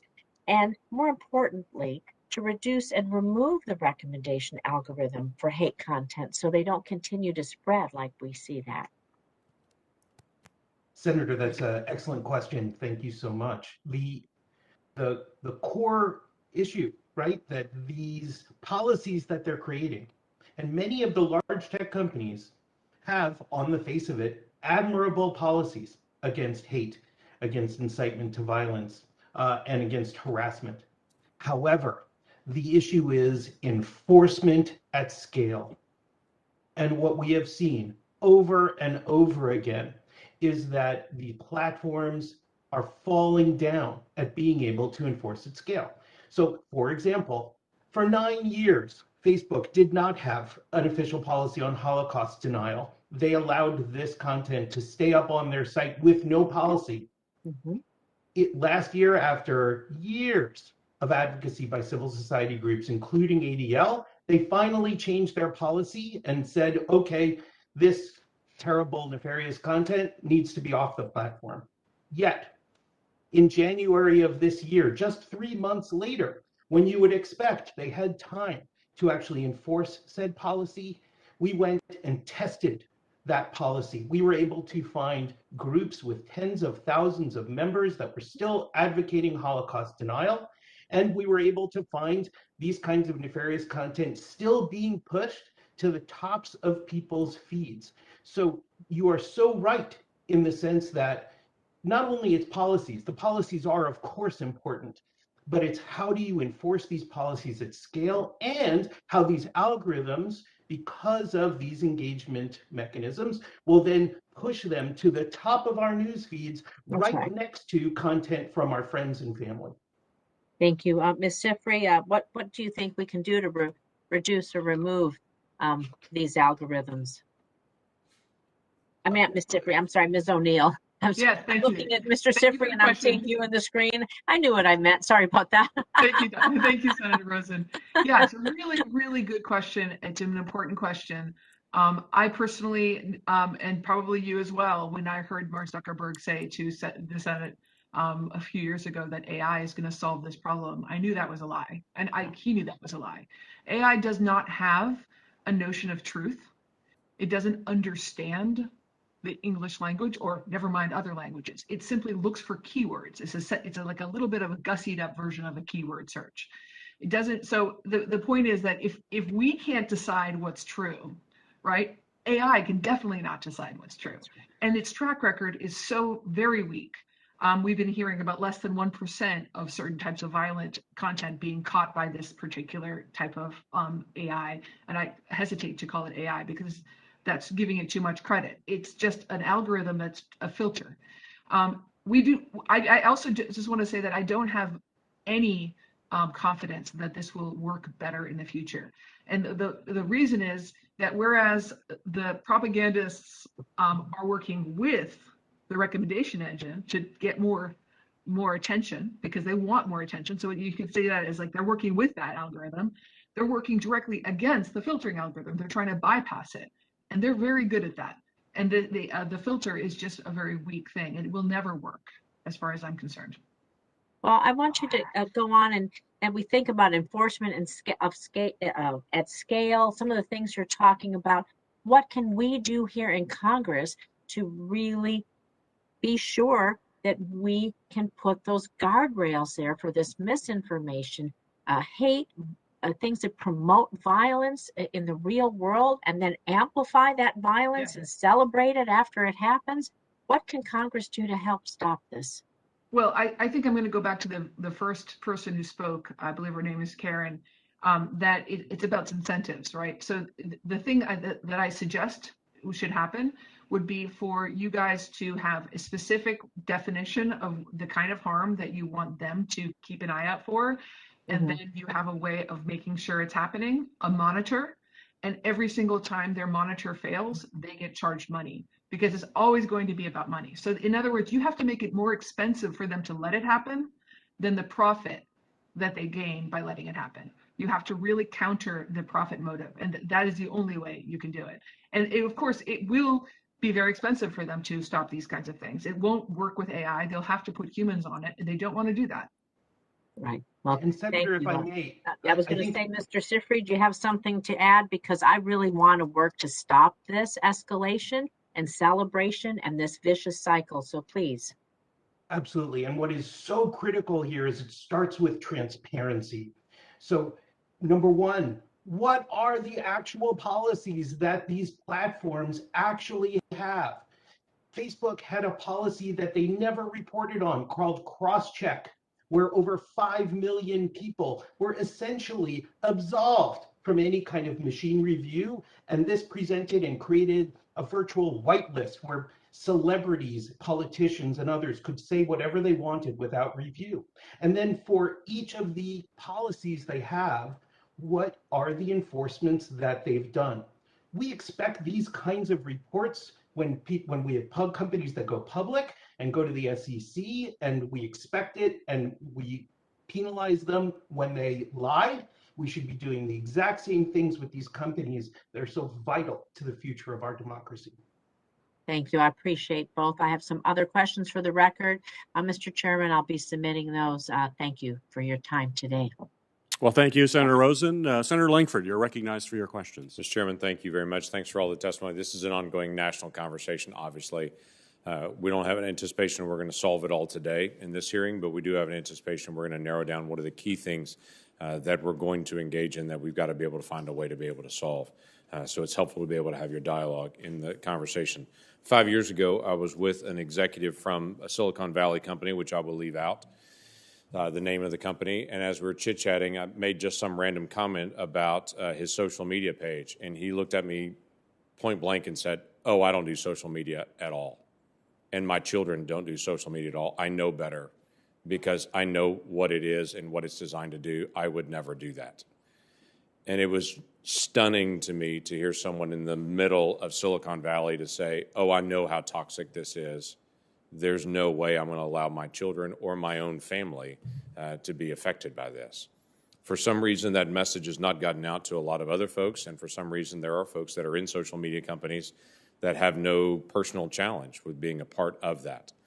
The original sale of this seems to be we're going to swap pictures of our children and what we're eating for dinner, and it has moved to something very, very, very different.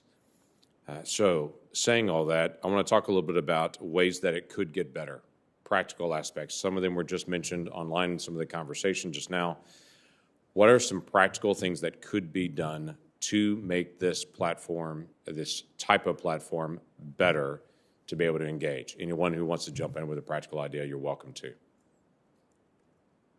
Senator, if I may, so we've talked a lot about changing the algorithms and changing the incentive systems that then get these companies to change their algorithms. So I think number one, we've been looking at Section 230 reform, in particular targeted ways. This is a complex issue, so we need to be careful about how we do so, and how to, in fact, incentivize companies to maintain, they'll keep the 230 protections if they actually perform and behave more responsibly.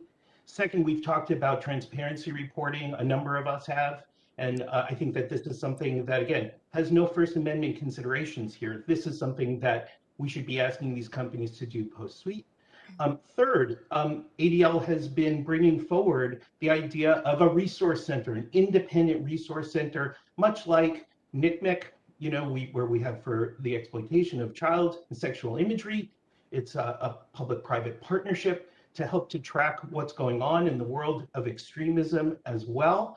And most importantly as well, academic and other good faith third-party researcher access to this data so that they can actually be looking at what's going on and report back on what's happening beyond what is just mandated. Okay. Others? Specific issues? I do think that Section 230 reform is going to be one of the most important planks of this. Changing incentives for the industry is of the utmost priority.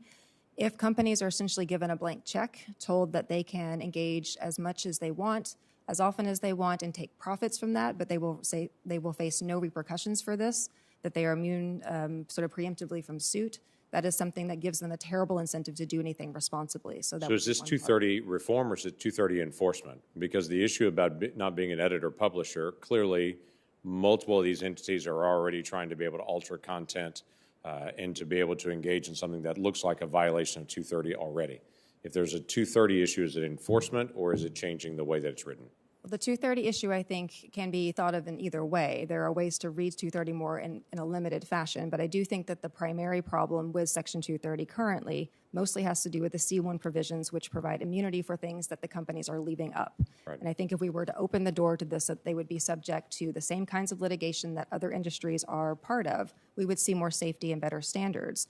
In addition to, I think, far more FTC interventions against what some of these companies are doing, recognizing that there is a fundamental misalignment of incentives here because these companies, their customers are not the users, their customers are advertisers. And therefore, we have a big problem when it comes to how much those incentives are being thought of as advertiser issues as opposed to user issues, and how often users believe somehow that they are getting a free service. And there needs to be more oversight from the FTC about what that means for consumers and what it means for their consent. So with that, how do you balance out the issue of censorship? Because Focus on the Family and the Heritage Foundation and countless other conservative groups or faith-based groups would tell you they put up content and immediately it gets pulled down and blocked, or they get their accounts suspended. And they're saying, well, we're trying to keep quote-unquote hateful content away, and typically hateful content is conservative content. And so they're saying we're trying to abide by that. How do you balance that out? Well, I think there again we have to underscore the fact that these companies do have a First Amendment right of their own to exclude content and not associate with content that they find objectionable for any reason. Right. And therefore, that is the part of Section 230, the extent to which it gives them procedural rights as far as that enforcement goes, that I think we probably should leave alone. So we're on the other side of this then dealing with antitrust violations where you've got an issue where a company intentionally goes in and blocks out competition to be able to make sure there aren't other voices than them in the marketplace, and only their point of view gets out. That leaves the First Amendment issue, which I agree with, and moves into an antitrust issue that we still got to be able to resolve for several things. Mr. Persily, do you have something to add to that? Certainly, thank you. And let me begin where you left off, which is, so we're thinking about the antitrust problem in a very classic way, and we realize that these firms don't fit the normal model of antitrust. But so let's just talk about it in terms of competition law or the like. So there are a lot of measures on interoperability and trying to break up their monopoly on data that I think Congress should explore. Also, there are sort of non-speech related reforms that I think will have an impact on these speech-related issues, right, in a beneficent way. So privacy legislation, right, is tied to advertising regulation because the amount of data that they hoover up from all of us then is what enables certain types of targeting, certain types of messaging, which a lot of us here today were complaining about. And then on transparency, sometimes everybody's in favor of transparency. But what I want to emphasize, and Mr. Siffrey mentioned it before, is just getting some third party in there to figure out what's happening, whether it's on the political bias on content moderation or on the actual nature of the platforms, that this will change their behavior if they know that they're being watched, right? It's not just about providing a subsidy to outside researchers to figure out something for their publications. It's about making sure someone's in the room to figure out sort of what is going on and that the researchers are not the only ones in the firms who are tied to the profit maximizing mission of the firms who then have access to that information. Yeah. Mr. Chairman, it's interesting. I brought to Facebook several years ago now just an idea to say if you want to turn down the volume in some of these pages where there's people attacking other people on the page, allow the opportunity for the page owner, quote unquote, to be able to just say the comments just come to me, but they're not public. If you want to comment to me, you can comment to me, but then that discourages people from attacking each other back and forth. Their response was, well, we like the interaction. And it's interesting, the preference for them was very clearly, well, we like people hating on each other on this, even on pages where they know that's the dominant theme, because it helps with advertising dollars, it helps with the income side. So these platforms are very aware of methods to be able to turn down volume, turn down hateful rhetoric, but they choose to be able to leave it up for advertising dollars. And I do think that is something we need to continue to be able to engage and to be able to show how this could be better, that you can get back to a point of sharing pictures with loved ones and what you had for dinner, though I have no idea why people care what picture you have for dinner. But there is a way to be able to turn down volume, and we expect platforms to be able to step up and do that. So, Mr. Chairman, thank you for holding this hearing. Well, thank you, Senator Langford, and clearly a lot of work ahead for us. I agree with you. Senator Romney, you're recognized for your questions. Thank you, Mr. Chairman. I, like all Americans, am very concerned about what we're seeing in social media, the impact it's having on our democracy, the disinformation that we're seeing. I have grandkids whose parents are wisely telling their kids not to get on social media. They're not giving them smartphones until they get a good deal older. But frankly, as I've listened to the conversation this morning, it strikes me that this is a story we've heard before in a different context. The idea that there are companies that are trying to give people what they want to read. Well, that's what newspapers do. And there are companies that are trying to let people hear what they want to hear. That's what radio stations do. There are TV stations that have something known as Nielsen, which tells them what people watch. And they found more salacious things, I presume, get more eyeballs. I've heard on some of the nightly shows that they can look at which guest comes in, what that guest is wearing, and they can see their ratings going up based upon the gender of the guest and what they're wearing. I mean, this is not something that's just particular to social media. It's something that's part of our entire media system. The idea that media companies, like social media companies, are trying to maximize their profitability. Well, so is TV, radio, newspapers, magazines. They're trying to stay in business and maximize their revenue. Disinformation. You ever read the National Enquirer or the Star? I mean, those are out there. They're at the newsstand. People can pick them up. There's all sorts of disinformation. How about political bias? How about Fox and MSNBC and New York Times and Washington Examiner? They have a point of view. They have a bias. And we say, well, people only have access to those sites. Well, actually, there are a lot of social media sites out there, and more are being introduced, and there will be more introduced over time. The idea that saying, hey, we're going to subject them, that we're going to break them up for antitrust reasons, don't forget, data and social media is international. It's not like it's just a U.S. enterprise. TikTok is owned by the Chinese. We're not going to break them up. even though some of us might prefer that we could. And so we have to think about the competition coming from around the world. I must admit, I have a hard time seeing how we're going to change the algorithms. If we're going to change the algorithms from social media, how about changing the algorithms for Fox and MSNBC and the New York Times and NBC and CBS? And I mean, each of them have their own bias. They have their own way of assessing how they get the most eyeballs, how they get the most clicks, if you will, even if it's just the channel changer. I don't see how that works. Likewise to say, we're going to set the standards for what is truth and not truth. I don't know how government does that, consistent with the First Amendment. I understand why a CBS decides what they're going to show, and why a New York Times decides what they're going to print. That's their standards. And by the way, their people can respond to it, and people can boycott or stop subscribing as a result of what they're seeing. So this is an area, in my opinion, that's extraordinarily fraught for government action. And just what we can do that doesn't violate the freedom of expression which we are intent on having in our country is something which I think we have to be careful in considering. I would note that what's unusual about social media, among many things, is the precision with which data is able to be gathered and people are able to be targeted. The New York Times may say, I want to get a left of center subscriber base, but they can't get it literally down to the home to print the articles that you might want to watch. Although as they go online, and increasingly they're an online forum, they will be able to provide the articles that you want to watch and will compete on that basis. So anyway, I guess I raise a couple of things as possibilities in a topic I know very little about, but care very deeply about because of my kids and grandkids. And that is, one, to require social media companies to certify that a person who is posting or commenting is an actual person. So very simply saying, you have a responsibility as a social media company to determine if, JAB123 is actually a human being, and also what country they're from, perhaps, but whether it's a government or a corporation, but whether it's a human being. That would be number one. And that's probably the easiest constitutionally. The other is something I'd like to do. I'd like to require actually people to be identified as to who they are, what their name is, if not their address, at least their name, so people are responsible for what they post and what they comment on. I think that would fly in the face of the First Amendment and the right to be anonymous.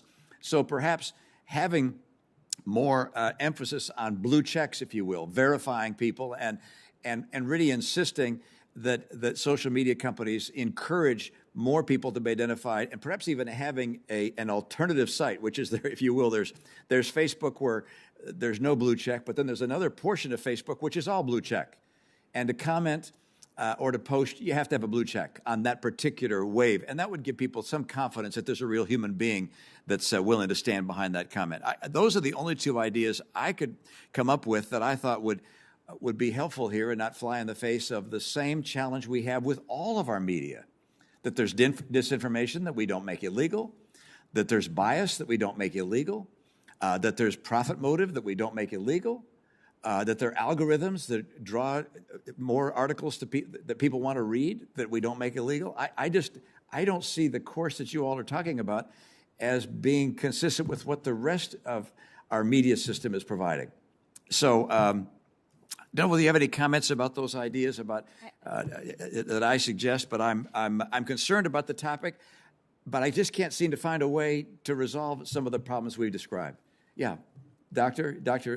Persily? Yeah. Can I just try real quick? Just because I worked at Nielsen, so I just want to, you're absolutely right, and I think it's great that you're pulling us back to this history of newspapers and broadcast. And what's different, I think, is that in the newspaper era, first of all, speakers didn't have this much power, and that's true in broadcast too. We had ownership restrictions. You couldn't own a newspaper and a broadcast in the same market. You could have the whole country like Sinclair does. But you couldn't in the past. And so we tried to deal with some of these issues, but mostly through transparency, right? So there's a masthead. Yeah. There's codes and standards that you hold yourself to if you're a newspaper. If you're a broadcaster, we had the payola rules so that the DJ would have to reveal if he was being paid to play that record. The ads, the political ads that you run, you have to be transparent and say, I paid for these ads.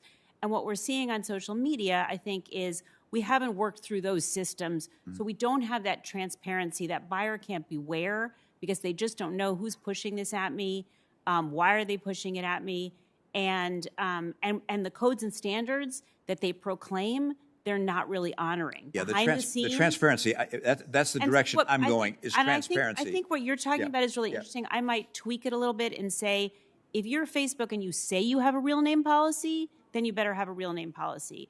If you have a blue, you can, and the system of you have a blue check mark and it says it's a human, it better be a human. If it's a bot, it should be labeled as a bot. If it's a deep fake, you need to let people know it's a fake. Totally agree. That is really consistent, I think, with the way we approach, with the way the industry had norms and standards in the journalist industry and in broadcasting what the public interest standard required. It's those kinds of user empowering. Exactly. Yeah. Yes, sir. I agree with that. And just in terms of the differences with TV, which is that we know what Tucker Carlson or Rachel Maddow are saying every night. There's a record of it, and we know who was able to see it. We don't know that with speakers on the internet, right? And so that's where the transparency legislation would come in, and I attached some to my testimony, because we need to figure out sort of who saw what, when, and how, right? And with television and other kinds of broadcast media and even some print media, we can figure that out, but not with social media platforms. Yeah. Thank you. Mr. Chairman, thank you. Thank you, Senator Romney. Senator Padilla, you are recognized for your questions. Thank you, Mr. Chair.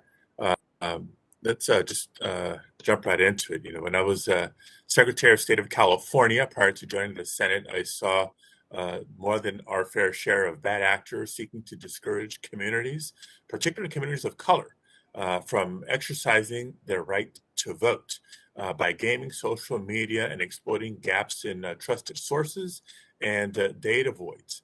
Like many of you, I am alarmed by the recent Facebook papers, and in particular, their absolute failure at Facebook to invest in integrity systems responsive to non-English languages and cultures around the world and right here in the United States as well. While the focus of today's hearing is on social media, I hope we can keep in mind the broader information ecosystem.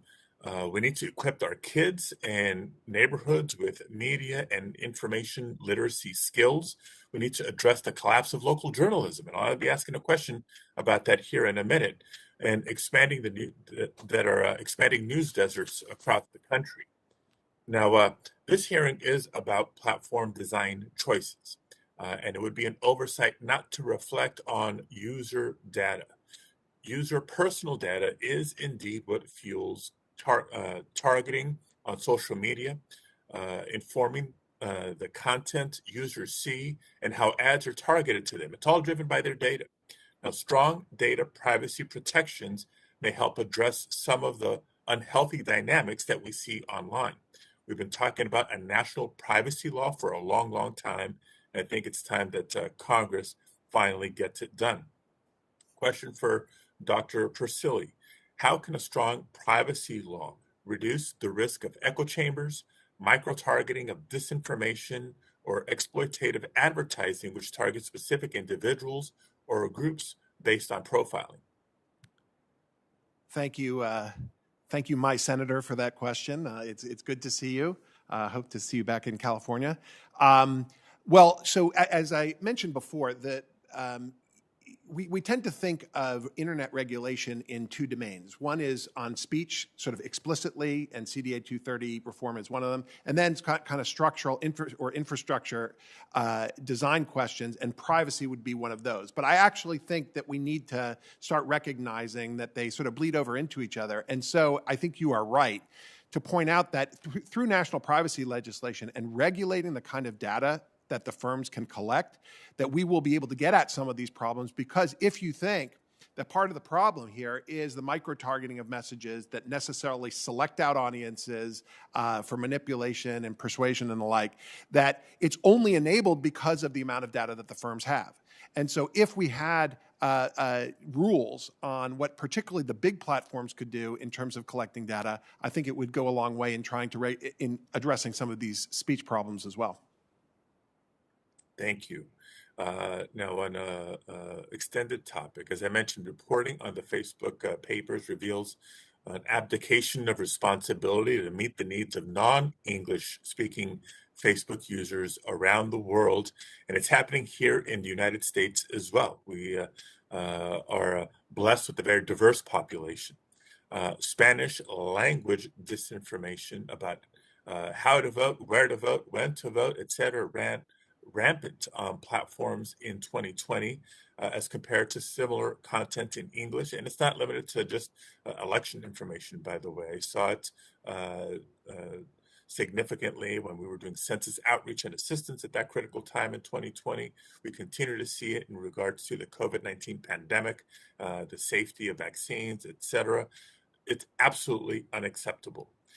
Question for Dr. O'Neill. Why do you think platforms are failing even more for non-English language speakers? And in what ways can Congress be helpful in this space? Thank you for the question. You're absolutely right that they are failing in non-English language spaces. In India, which is a huge problem, as we've read about in the last few days, but for many months and years, we've known this. There's just too many language dialects, and Facebook just doesn't want to hire people to know those languages. It would be very expensive. So it's a cost issue.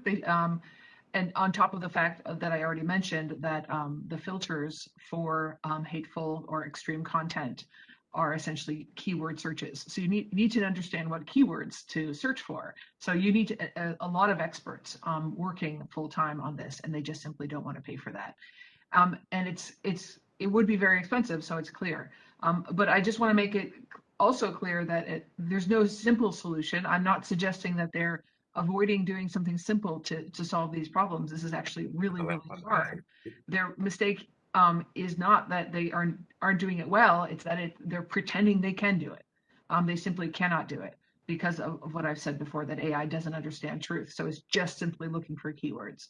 So to the extent that Facebook cares about looking good, they care much more about looking good to English-speaking Americans and to people like you. I will just say one quick story. I gave a talk in the Ukraine recently, and one of the audience members was a parliament member of the Ukraine, and she said, "What can we do here in the Ukraine about the Russian propaganda that undermines people's trust in our elections?" And I was like, wow, I really don't know. I mean, you have even less power over Facebook than the senators in the United States Senate. So it is a really important question.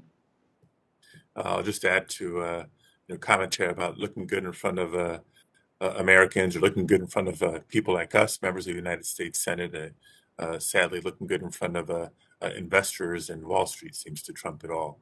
And my final question, the time remaining, we know today's information ecosystem is complex.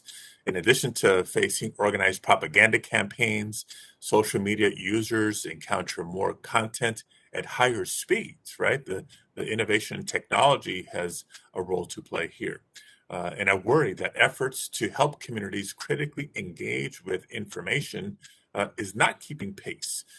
It's also not lost on me that we've seen an explosion of propaganda campaigns aimed at manipulating and intimidating communities online while we're in the midst of a collapse of local journalism and independent media. So my final question is for Ambassador Kornbluh.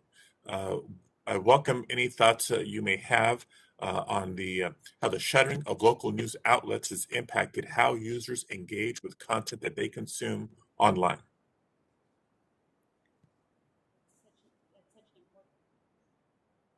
That's such an important question.